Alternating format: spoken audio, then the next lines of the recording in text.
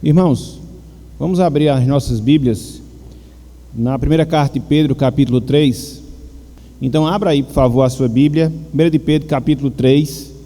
Hoje nós vamos concentrar a nossa atenção do versículo 18 até o versículo 22. 1 de Pedro, capítulo 3, versículos 18 até o versículo de número 22.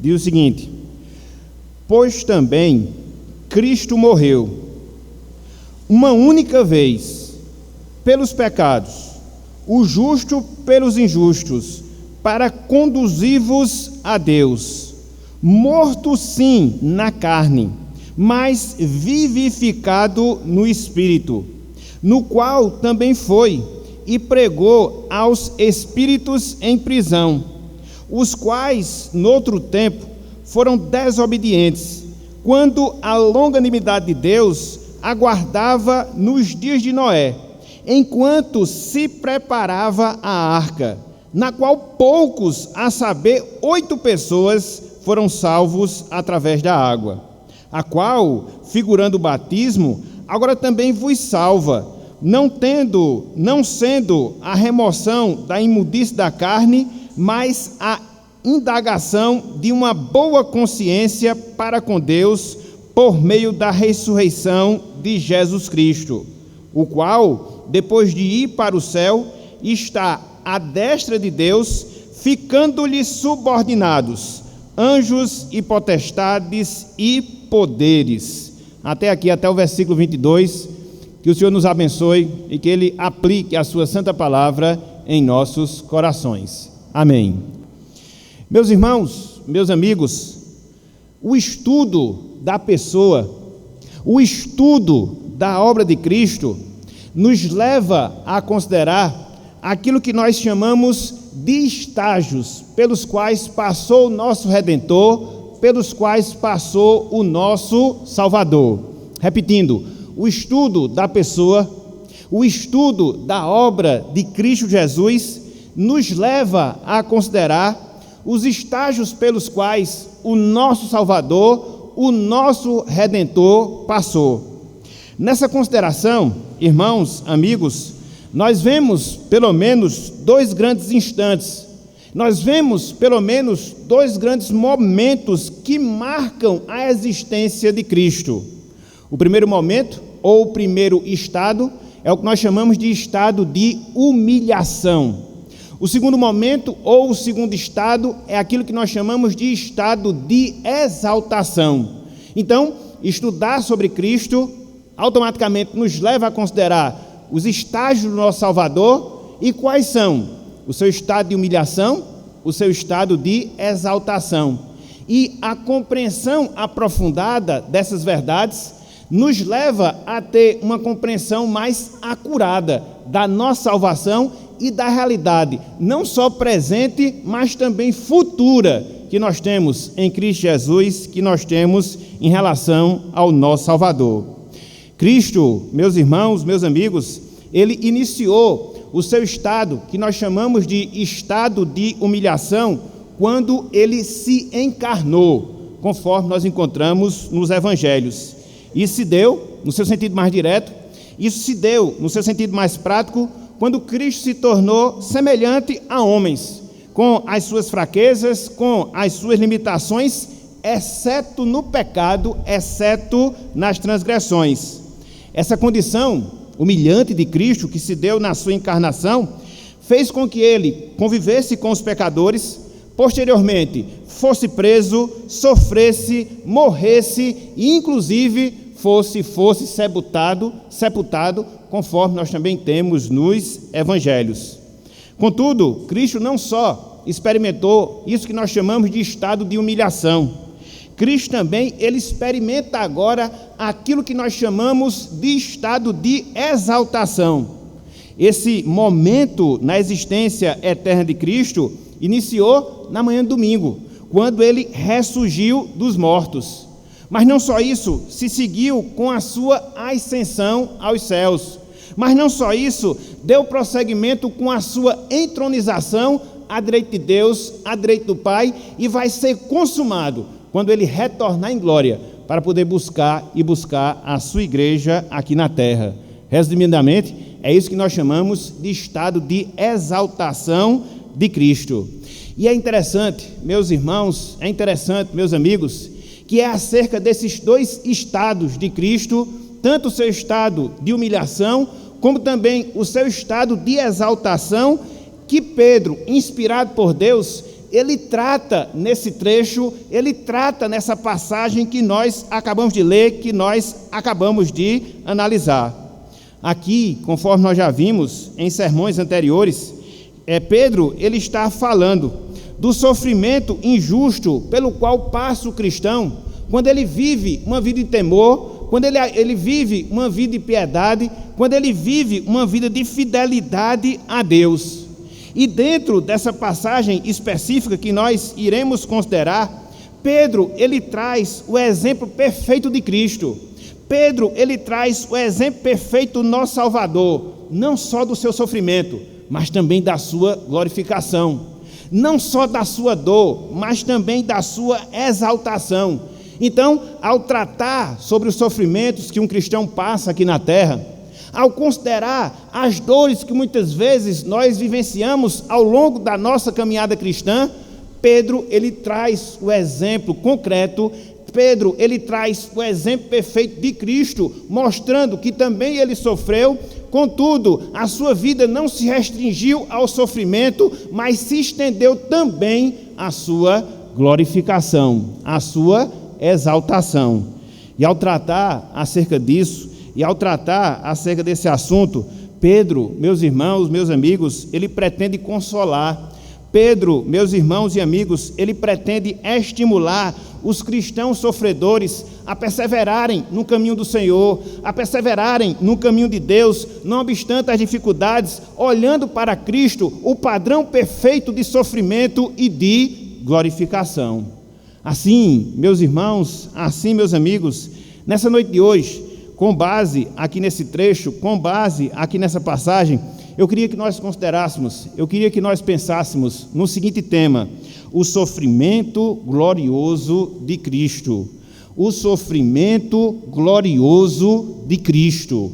E aí, quando nós olhamos para essa passagem, quando nós consideramos esse texto que nós temos diante de nós, pelo menos 3 pontos nós podemos destacar, pelo menos 3 divisões nós podemos enxergar que servem para a nossa edificação, que servem para o nosso crescimento espiritual. O primeiro ponto, meus irmãos, o primeiro ponto, meus amigos, diz respeito aos sofrimentos de Cristo. O primeiro ponto, ele diz respeito aos sofrimentos de Cristo. E aqui eu queria fazer menção ao versículo 18 desse trecho que nós temos diante de nós. 1 de Pedro, capítulo 3, versículo 18, os sofrimentos de Cristo. Vejam o que nos diz a palavra do Senhor.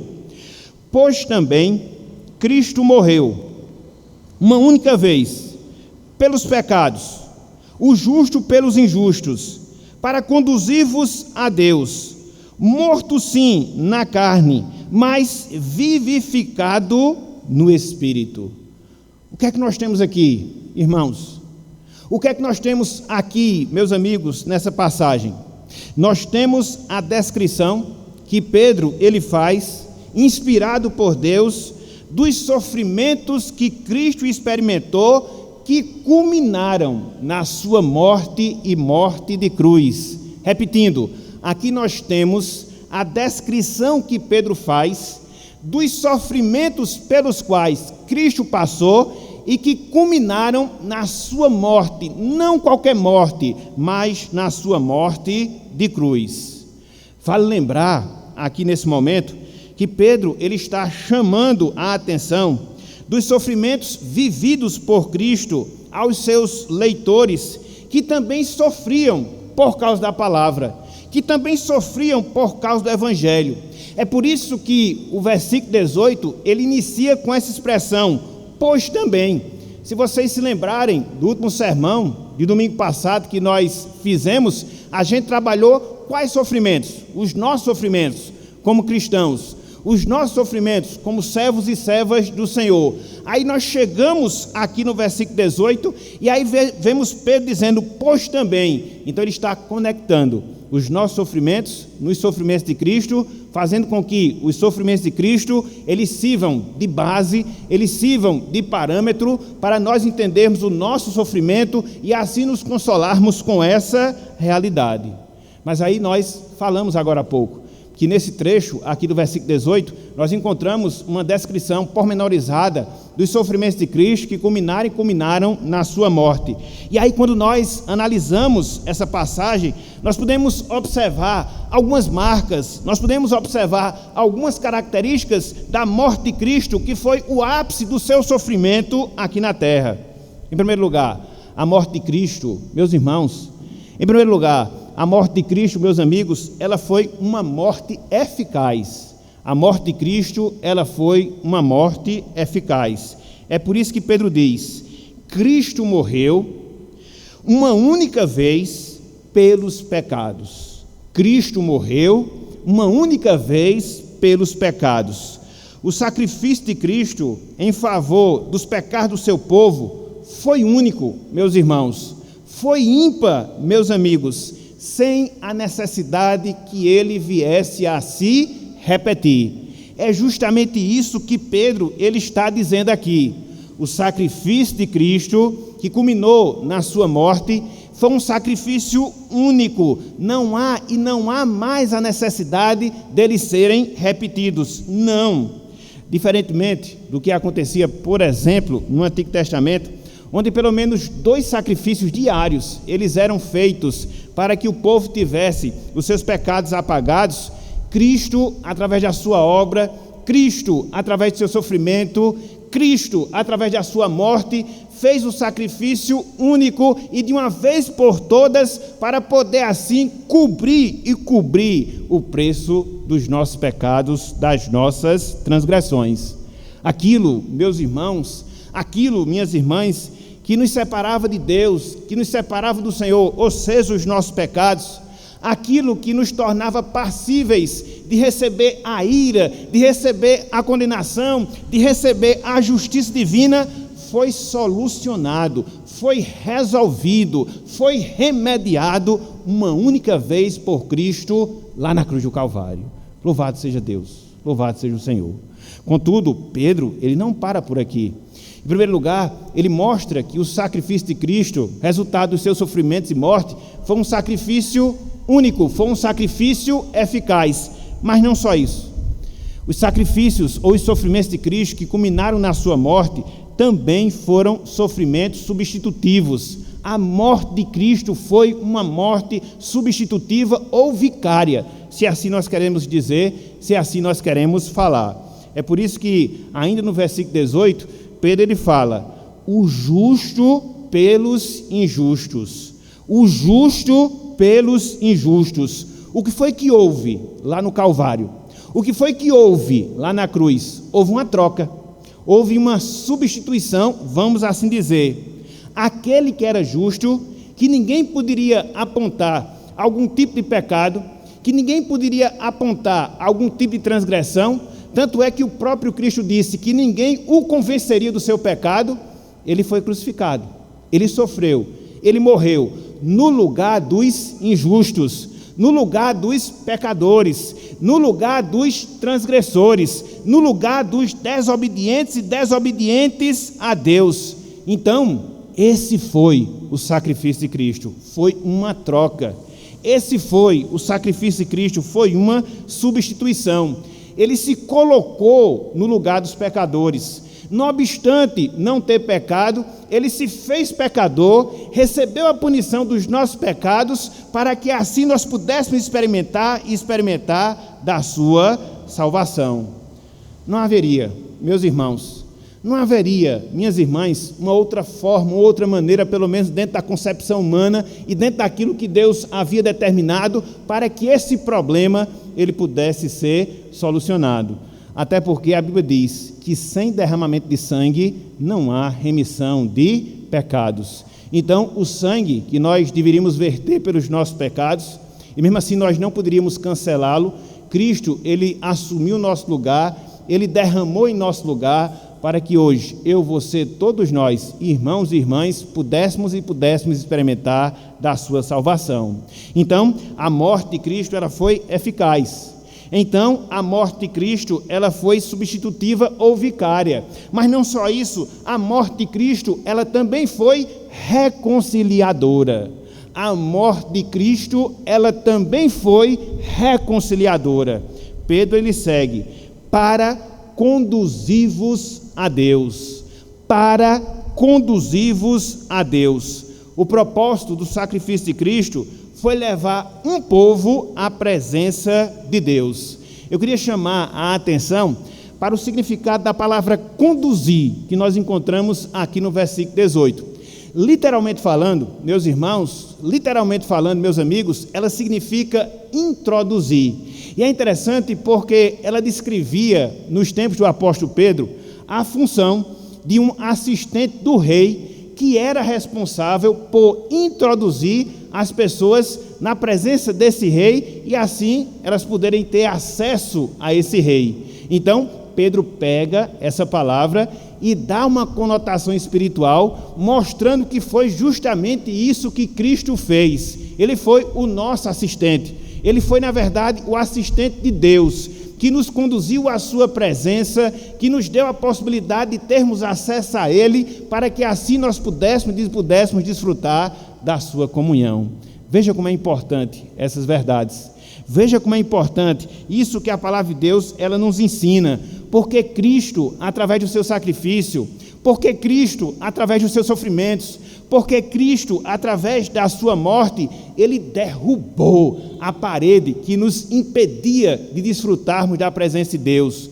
Porque Cristo, ele foi um assessor divino, que nos deu o privilégio e nos deu a grande bênção de estarmos na presença de Deus. Ele nos conduziu à presença do Rei. Ele nos conduziu à presença do Senhor. E qual foi o meio mediante o qual isso se deu? Através da sua própria morte, através do seu próprio sacrifício, através do derramamento do seu próprio sangue. Não qualquer sangue, mas o sangue imaculado do nosso Salvador, do nosso Senhor, o Senhor Jesus Cristo. Então, por isso, meus irmãos, por isso, minhas irmãs, hoje eu e você temos esse privilégio. Que privilégio? Nós temos hoje audiência real. Hoje nós podemos nos colocar na presença do Rei, porque Cristo, ele nos conduziu até lá. Porque Cristo nos introduziu à sala do trono, porque Cristo nos introduziu no Santo dos Santos, e hoje, eu, você, todos nós podemos dizer que temos o privilégio de desfrutar da comunhão e da presença de Deus em nossa vida. Louvado seja o Senhor, louvado seja o Senhor. Então, a morte de Cristo, ela foi eficaz, a morte de Cristo, ela foi substitutiva ou vicária, a morte de Cristo, ela foi reconciliadora, mas não só isso. Em último lugar, a morte de Cristo, ela foi real. A morte de Cristo, ela foi real. Finalzinho do versículo 18. Pedro assim diz: morto sim na carne, mas vivificado no Espírito. Morto sim na carne, mas vivificado no Espírito. A morte de Cristo, irmãos e amigos, ela foi concreta. A morte de Cristo, irmãos e amigos, ela foi real. Ela não foi uma ilusão de ótica, não, jamais. Cristo, ele experimentou no seu próprio corpo. Cristo, ele experimentou na sua própria carne essa morte, esses sofrimentos. E Pedro, quando faz menção a esse fato, ele não faz menção de maneira aleatória. Infelizmente, no seu tempo, ou seja, no tempo de Pedro, havia um grupo de pessoas que desconsideravam e que não criam na morte física, na morte real de Cristo, os docetistas. E aí Pedro, ele vem e mostra justamente isso. Não, ela foi real. Não, ela foi concreta. Não só a sua morte, mas também a sua ressurreição, quando ele diz, mas vivificado no Espírito. O Espírito Santo, o Espírito da ressurreição de Cristo, operou nele no terceiro dia após a sua morte e o trouxe ao mundo dos vivos para que assim ele ressuscitasse. Então, não foi apenas uma morte real, foi também uma ressurreição real. E aí você encontra pelo menos essas 4 características, pelo menos essas 4 marcas dos sofrimentos e da morte de Cristo, nosso Salvador. Foi uma morte eficaz, substitutiva, reconciliadora e também real. E aí fica a pergunta: qual é a verdade que tudo isso aqui nos ensina? Qual é a verdade que todas essas informações aqui elas nos proporcionam? Simples, meus irmãos, simples, meus amigos. Na morte de Cristo, nós encontramos tudo aquilo que é necessário para a nossa salvação. Na morte de Cristo, nós encontramos tudo aquilo que é necessário para a nossa salvação. Através da morte de Cristo, o maior de todos os problemas que nós temos nesta vida foi resolvido. E qual é o maior de todos os nossos problemas? É financeiro? Não necessariamente. É de saúde? Não necessariamente. É de relacionamento? Também não necessariamente. O maior dos nossos problemas é o problema do pecado. E isso Cristo resolveu. Isso Cristo remediou quando Ele morreu na cruz do Calvário. E nós podemos ter essa certeza. E nós podemos ter essa convicção. Por quê? Porque a resolução desse que é o maior de todos os nossos problemas, o pecado, repousa no caráter do nosso ofertante. Quem é o nosso ofertante? Cristo, aquele que é santo, aquele que é imaculado. Mas não só isso, a certeza que todos os nossos problemas foram resolvidos no Calvário repousa na qualidade da sua oferta. E qual foi a sua oferta? O seu próprio corpo.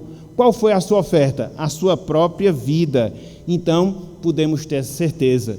Então, podemos ter essa convicção na nossa vida. Uma vez que nós estamos em Cristo, uma vez que nós somos salvos por Ele, uma vez que nós nos apropriamos da sua redenção, o nosso maior problema, ele foi solucionado. O problema do nosso pecado, que não só nos separa de Deus na presente existência, mas, se não resolvido, nos separará de Deus ao longo de toda a eternidade. Então, o nosso ofertante ele é eficaz, a sua oferta é eficaz, ou seja, Cristo, a sua própria vida, e por isso hoje, nós que somos salvos, podemos ter certeza de uma coisa: a nossa salvação ela é concreta, a nossa salvação ela é real. Por isso, meus irmãos, por isso, minhas irmãs, nós devemos nos lembrar dessas verdades. Quando a força e o peso do pecado sobrevier às nossas vidas, nós devemos nos lembrar dessas verdades para que quando o peso do pecado sobrevier justamente às nossas vidas. Como cristãos que nós somos, nós temos uma luta a travar. Na verdade, nós estamos a travar uma luta de caráter contínuo. E que luta é essa? Luta contra os nossos próprios pecados, luta contra as nossas próprias transgressões. E há determinados momentos onde nós olhamos assim para as tentações, onde nós olhamos assim para os nossos pecados e muitas vezes concebemos que eles são invencíveis. Às vezes isso acontece conosco. Ou, por outro lado, muitas vezes nós somos vencidos pelo pecado e a consciência continuamente procura nos acusar da sua realidade em relação às nossas vidas. E quando isso se der, quando essas coisas acontecerem, o que é que nós devemos fazer?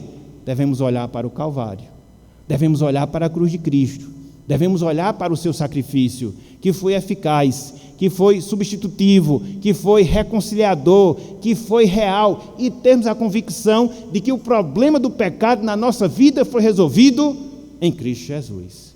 Isso já muda a perspectiva dessa luta diária que muitas vezes nós travamos com o pecado ao longo da nossa vida, ao longo da nossa existência aqui na terra. Então, em primeiro lugar, o que é que nós vemos?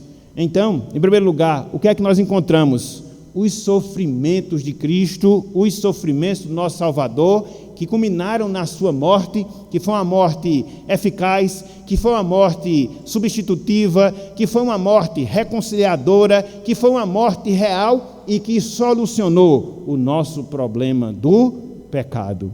Mas não só isso, meus irmãos, não só isso, meus amigos. Em segundo lugar, nós nos deparamos aqui com o segundo ponto da nossa pregação, com o segundo ponto da nossa mensagem, ou seja, a pregação de Cristo. O segundo ponto da nossa mensagem, a pregação de Cristo. E aí eu lhes convido a acompanhar a leitura que nós encontramos nos versículos 19 e também no versículo número 20. 1 de Pedro 3, 19 e também o versículo número 20.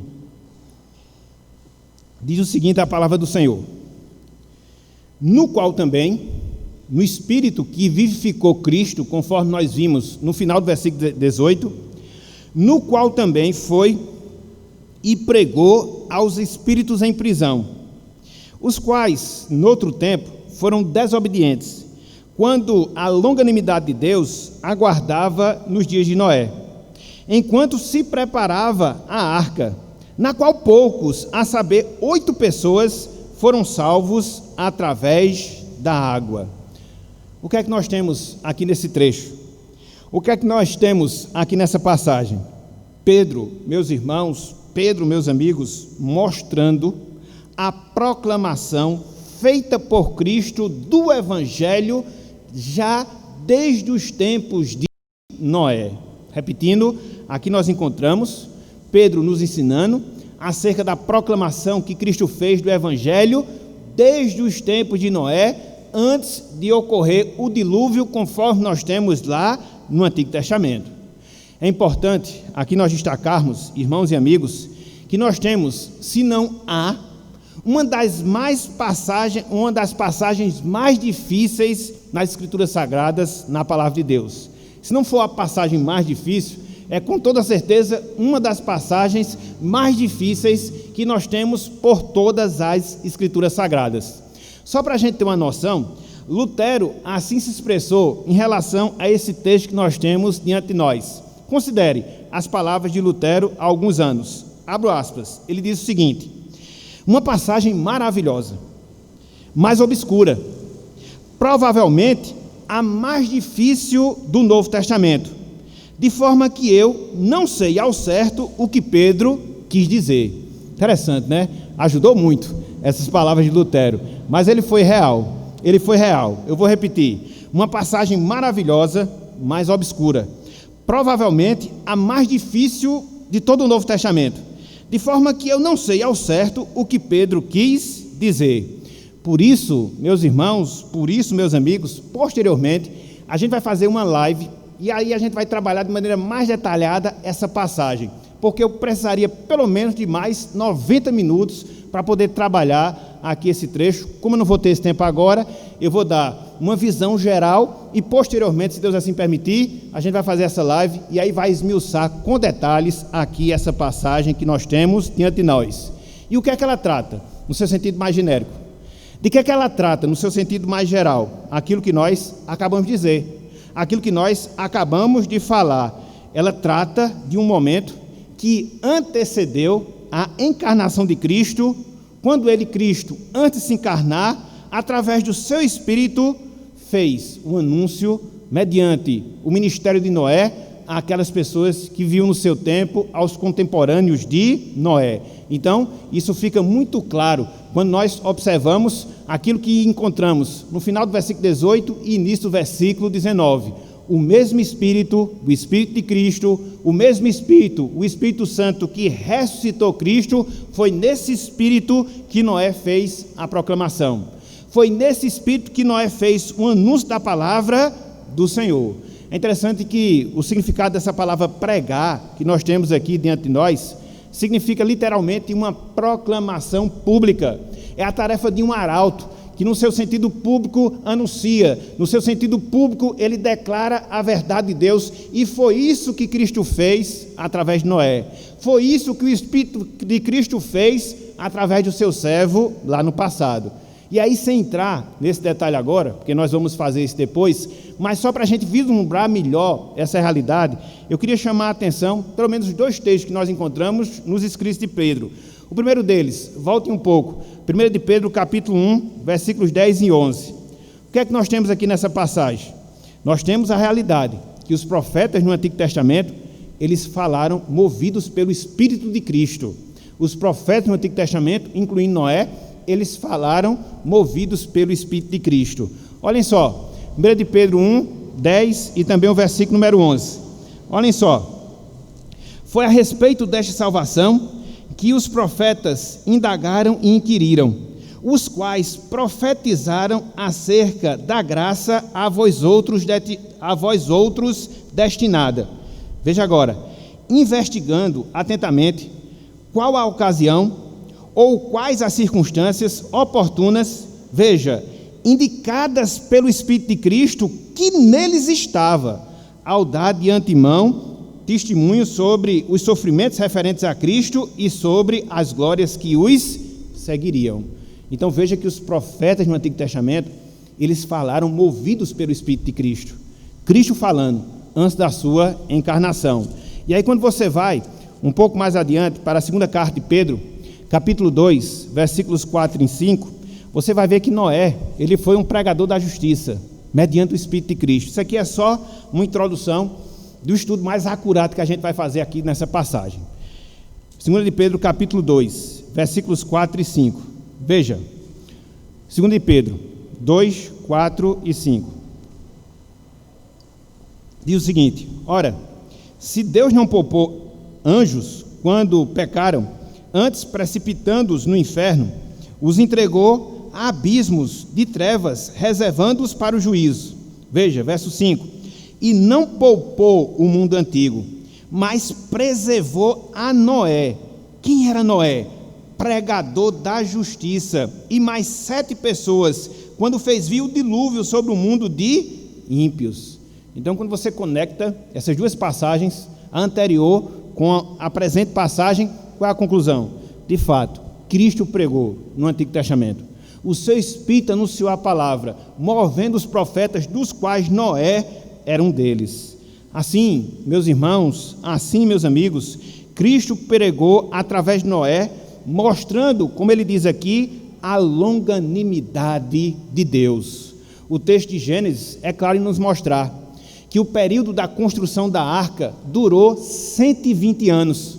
Mas enquanto estava construindo a arca, Noé estava anunciando, Noé estava proclamando, Noé estava anunciando a palavra do Senhor. Apesar das descrenças, apesar dos escárnios, ele perseverou firme no seu ministério e obteve a salvação apenas da sua família. Mas foram 120 anos de anúncio, 120 anos de proclamação, movido, repito, pelo Espírito de Cristo. E aí, quando você considera tudo isso de maneira bem abrangente, conforme nós vimos, o que é que fica de verdade para nós? O que é que fica de princípio para nós? Simples, meus irmãos, simples, meus amigos. Quando a palavra de Deus ela é pregada, Cristo é ouvido. Quando a palavra de Deus ela é pregada, Cristo ele é ouvido.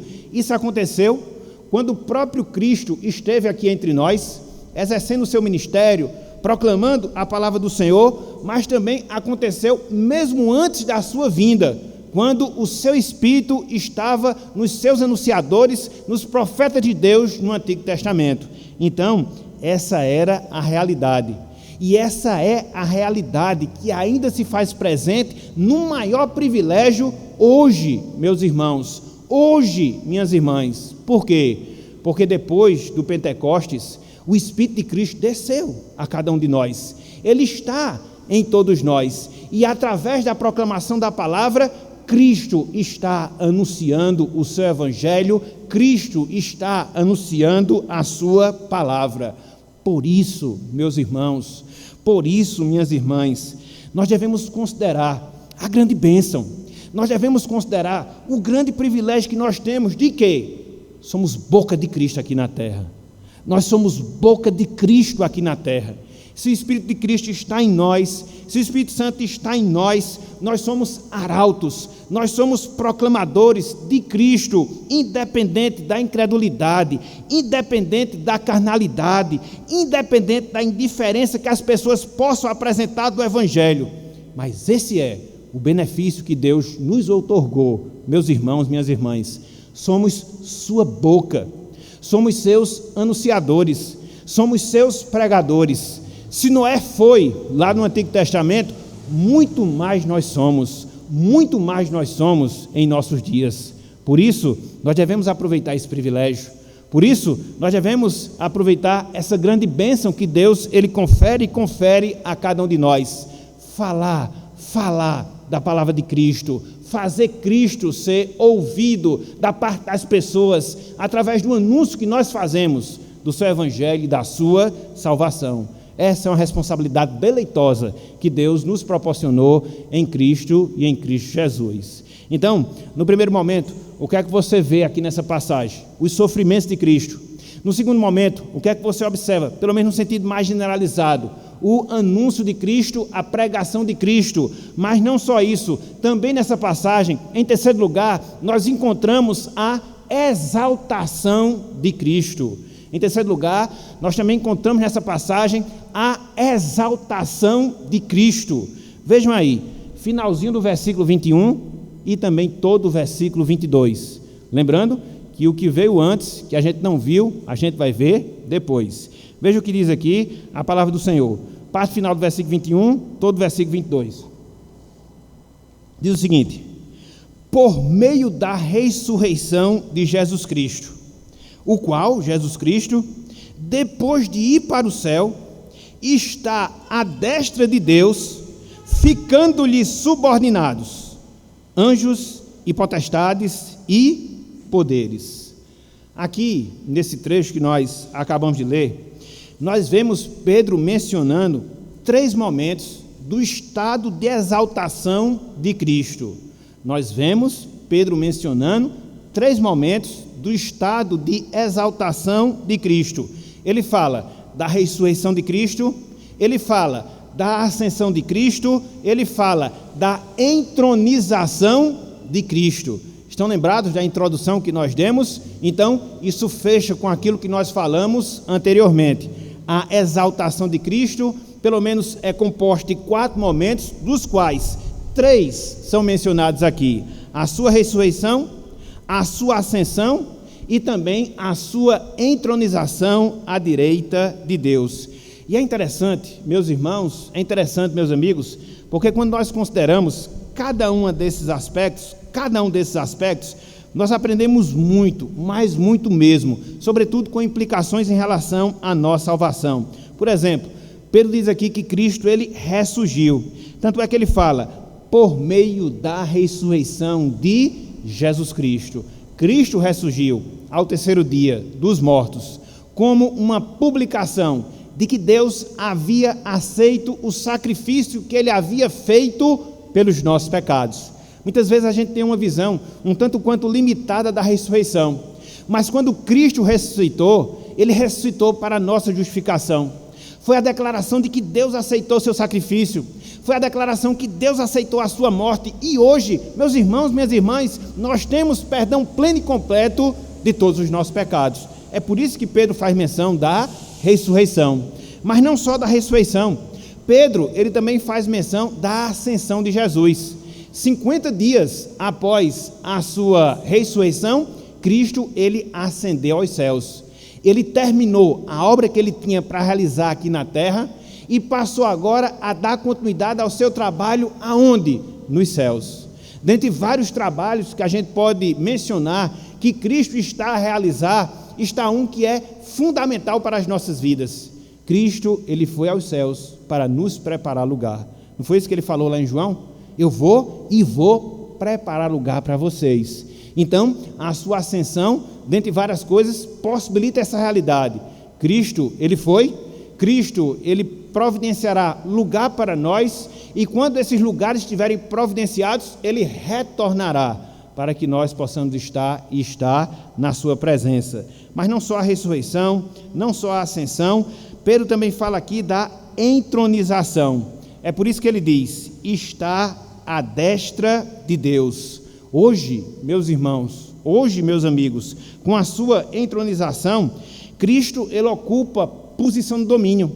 Cristo, ele ocupa posição de poder sobre o universo, não só o mundo físico, mas também o mundo espiritual. Ele agora está exercendo com a maior abrangência os seus ofícios, o ofício de profeta, o ofício de sacerdote, o ofício de rei. Se aqui na terra, ao longo do seu ministério, ele exerceu esses 3 ofícios de ensinar, de dominar e de também ser o sacrifício e ser o nosso ofertante, muito mais ele está realizando agora, muito mais ele está fazendo agora. Tanto é que a sua subida aos céus possibilitou a descida do Espírito Santo, que é o nosso ensinador.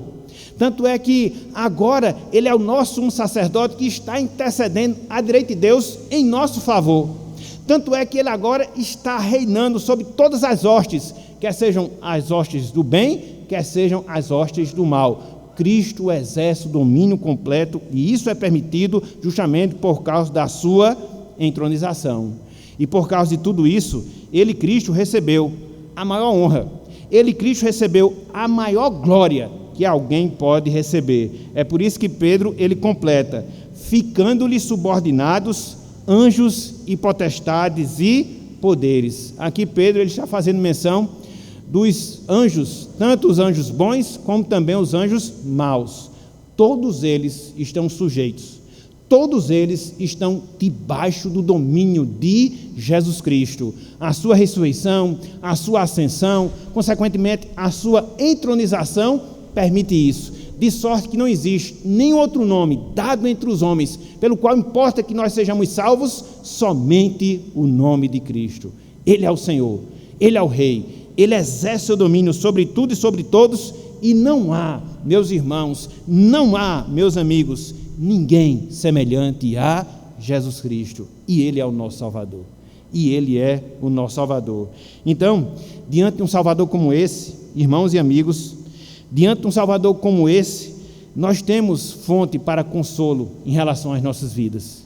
Não é qualquer Salvador que nós temos, não é qualquer Redentor que nós temos, mas é o Redentor que veio, se encarnou, é o Redentor que se humilhou, que sofreu, que morreu, mas não foi vencido pela morte.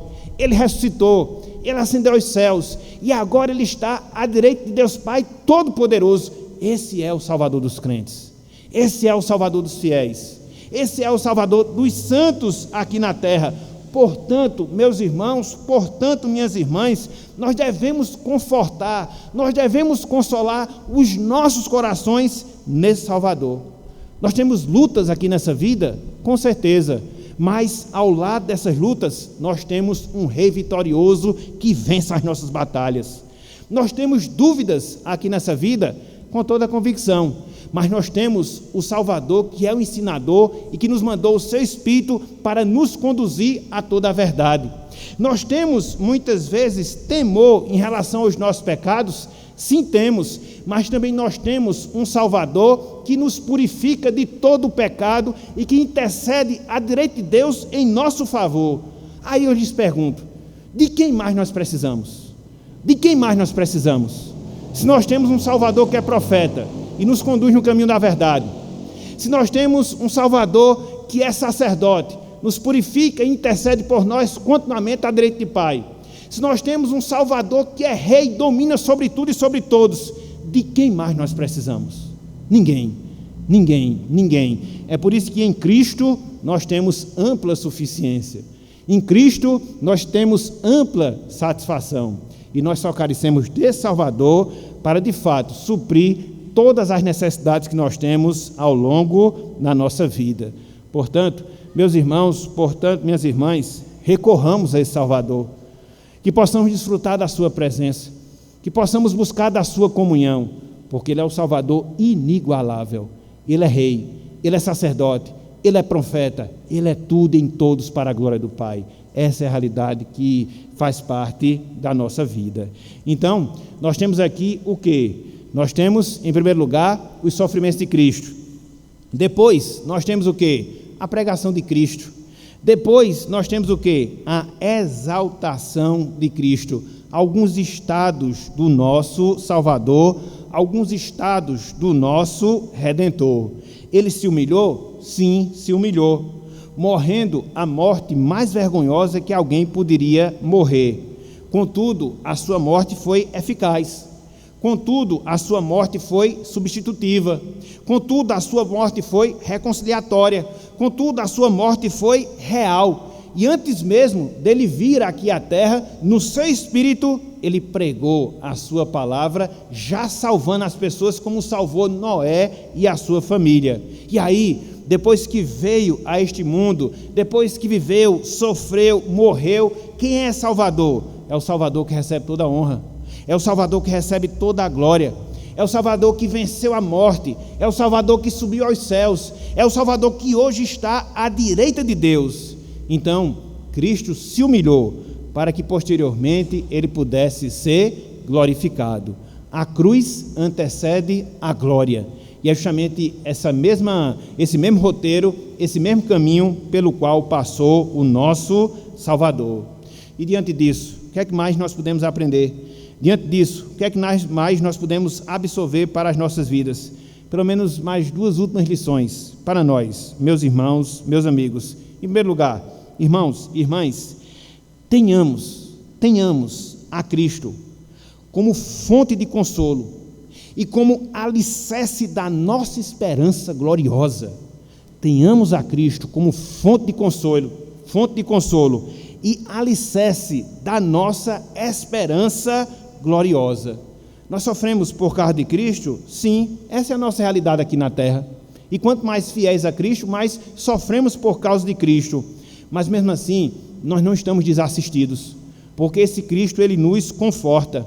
E aí, nós estaremos nessa esperança, nessa perspectiva, sermos glorificados assim como ele foi. Isso é o que nós esperamos. Da mesma forma que Cristo sofreu, nós também sofremos. Da mesma forma que Cristo foi glorificado, nós também seremos glorificados. Conforme nós falamos, a cruz antecede a glória. Hoje nós sofremos? Sim. Hoje nós padecemos com toda certeza. As perseguições por causa do Evangelho, as limitações da existência física e tantas outras coisas que nos humilham na presente existência. Mas há, para nós, irmãos e irmãs, a esperança de que mais cedo ou mais tarde Cristo substituirá esse estado de vergonha por um estado glorioso, e não é qualquer estado glorioso, é um estado glorioso que perdurará desde toda a eternidade, ou para toda a eternidade.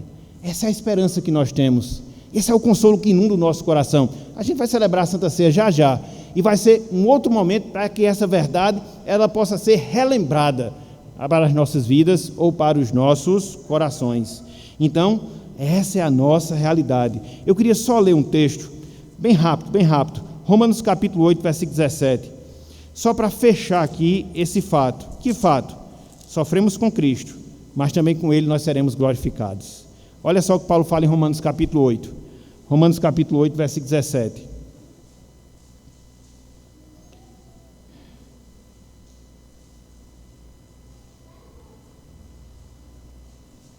Pega essa palavra para você, se conforte com ela. Ela é uma verdade que a gente não pode esquecer jamais. Ora, Romanos 8, 17. Ora, se somos filhos, somos também herdeiros de Deus e co-herdeiros com Cristo. Veja, se com Ele, com Cristo sofremos, veja o complemento, também com Ele, com Cristo, nós seremos. Essa é a verdade, meus irmãos. A gente sofre e vai sofrer um pouco mais, mas fique tranquilo, vai acabar, mais cedo ou mais tarde vai acabar, e os nossos sofrimentos serão transformados em glória. Repito, não qualquer glória, mas uma glória eterna, porque Deus assim nos prometeu. E aquelas pessoas que ainda não são salvas, qual o conselho que nós damos? Humilhe-se perante Cristo e seja glorificado com Ele. Afinal de contas, reconhecer a Cristo como Salvador é de fato humilhação. Reconhecer que você é pecador, que você é desassistido da graça divina, que você é incapaz de por si mesmo buscar a Deus, é de fato humilhante. Mas é a primeira porta que você deve abrir, para que, uma vez que você abra essa porta, você possa conduzir-se no caminho da salvação, que inevitavelmente lhe levará à glória. Portanto, meu amigo, minha amiga, faça isso. Humilhe-se perante Cristo, humilhe-se perante o Salvador, humilhe-se perante o nosso Redentor, para que assim lhe seja aberta a porta, lhe seja aberto o caminho que vai conduzir à salvação, mas não é qualquer salvação, mas a salvação gloriosa em Cristo Jesus. Portanto, meus irmãos, meus amigos, que Deus nos abençoe, que Ele aplique a sua santa palavra em nossos corações, e baseado, melhor dizendo, em tudo isso que nós vimos, em tudo isso que nós consideramos, possamos, a partir de agora, participar da Santa Ceia do Senhor, que marca o momento de humilhação de Cristo, mas também aponta para o momento glorioso que Cristo já está experimentando e que nós também experimentaremos pela sua graça e pela sua misericórdia. Então, que Ele nos abençoe e que Ele seja conosco com base em todas as verdades que nós aprendemos na noite de hoje. Amém.